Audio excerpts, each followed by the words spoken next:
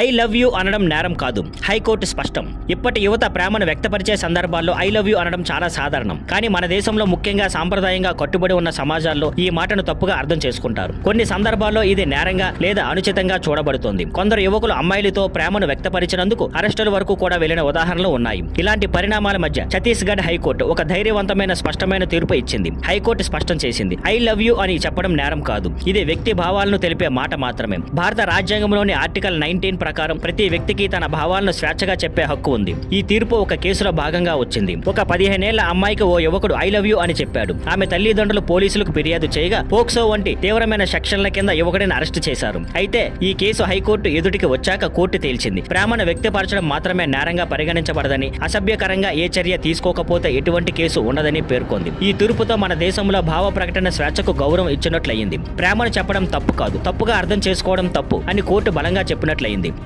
Thank you for watching. Please like, share and subscribe.